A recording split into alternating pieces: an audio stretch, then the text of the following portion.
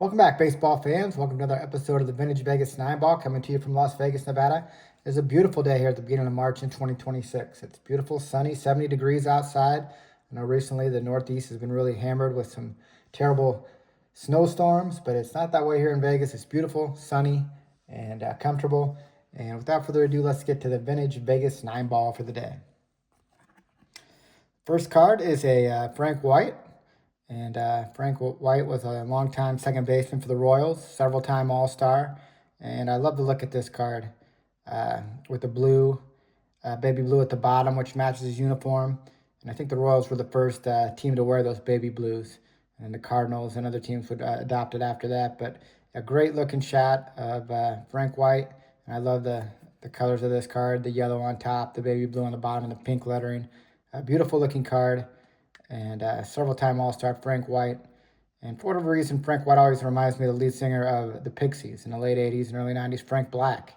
Went on to have a great solo career as well. But yeah, Frank White always reminds me of him. And yeah, let's put him on the stand. Frank White, beautiful-looking card.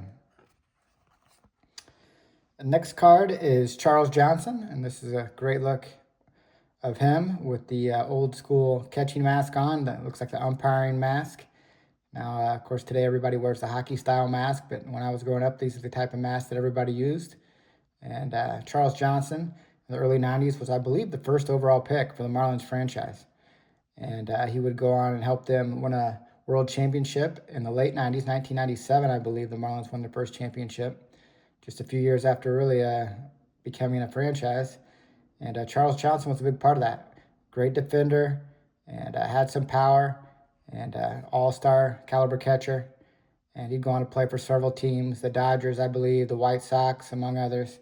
But a big part of that World Championship team in 1997, catcher Charles Johnson. It's a nice-looking picture of him. Next card is a Doc Holliday. And Doc Holliday, of course, front of the rotation starter for the Blue Jays and the Phillies. And just a great pitcher and a Hall of Fame pitcher. And let's look at some of the stats on the back of his card here. 59 and 31, and it says Doc was born in Denver, so he had a great thrill when he two-hit shut out the Rockies in 2002. This is early in his career. And Doc Holliday, great pitcher.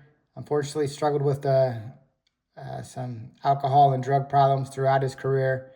And shortly after he retired, unfortunately, he passed away in a single-seater airplane crash. I remember he had some type of aerodynamic aircraft, and he really enjoyed flying. And he was kind of flying it, I guess, kind of dangerously, flying it underneath bridges and stuff, and doing some aerodynamics that I guess it wasn't built for. And I guess the engine stalled, and when that happens when you're in an airplane, that's all she wrote, unfortunately. And unfortunately, they found some, I believe, some drugs in his system. And just unfortunate. Great pitcher. And we lost him too soon. Doc Holliday. Put him on the Hall of Fame stand. He's a Hall of Famer. Next card is Jay Baller, shot caller. And I remember him. He was a middle reliever for the Cubs in the mid-'80s. And yeah, kind of ineffective, I remember. But always very confident. He's a baller. Jay Ball, living up to his name. And this is a strange-looking card. Of course, he's a pitcher, and he's here. You know, all the pitchers want to be hitters. And he's here as a hitter. And then he's playing for the Calgary Cannons, which is a Mariners affiliate. And he still has his Cub hat on that he wore when he was in the major leagues. So very strange. Jay Baller. And look at the back of this card here. Yes, it says Calgary Cannons, a AAA affiliate of the Mariners. And you see his stats there for the Cubs. 1986, 2-4 with a 5.37. 1987, 0-1 with a 6.75. And yeah, Jay Baller. I remember reading after he retired, he was arrested, pulled over, and he was found with a large amount of drugs in his car, and also a handgun. So yeah, living up to his name even after he retired, Jay Baller. And I always remember, it's hard name to forget, Jay Baller for the Cubs. Put him on a Cubs stand, Jay Baller, especially since he's representing even after he was traded. Next card is another guy who got caught with drugs, Esteban Loaiza. I remember Esteban Loaiza, a front of the rotation starter for the White Sox in the early 2000s, among other teams. But I remember he was an all-star for the White Sox. And yeah, I remember him after he retired. He married one of these, not Selena, but one of these big singers from Mexico. And unfortunately, she passed away in a plane crash. And shortly after that, I remember he was arrested for smuggling drugs. He's caught with a large amount of drugs in Southern California. And he was arrested and deported. Very strange. He got into struggling large amounts of drugs, even after being a professional baseball player for several years, being married to one of the biggest singers in Mexico, Esteban Loaiza. Very strange. I always thought that was strange, but yeah, he was arrested and deported. But I always remember him fondly for his time with the White Sox, Esteban Loaiza. Next card is the Flying Hawaiian, Shane Victorino. And here he is on one of these nice Topps Chromes cards. I like how the sheen on these cards is always sharp, and the players kind of jumping off the card at you. And of course, Shane Victorino, good player for several years in the big leagues, for the Phillies mainly, and switch hitter. And now he lives in Las Vegas. I see him on the internet occasionally, playing golf up at Summit Golf Course. That's one of the newest golf courses here in Las Vegas, the Summit, and that's located just off the 215 on the western side of the city, kind of by the new Durango Casino. But yeah, I see him on the internet occasionally. And of course, he's an Hawaiian. And of course, Las Vegas is it's known as the ninth Hawaiian island. A lot of Hawaiians here in Las Vegas. And Count Shane Victorino is one of those. I see him on the internet playing golf a lot. Shane Victorino. Here's another guy kind of looks strange in those Red Sox digs. Rickey Henderson. Of course, Ricky being Ricky here for the Red Sox. I think he only played one season for the Red Sox.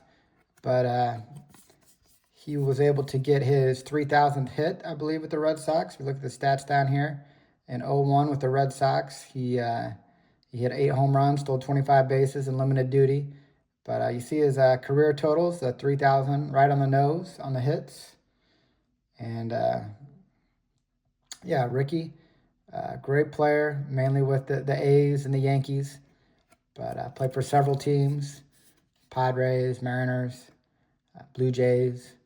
And yeah, Ricky, greatest leadoff hitter of all time. Unfortunately, we lost him too young, I believe, last year.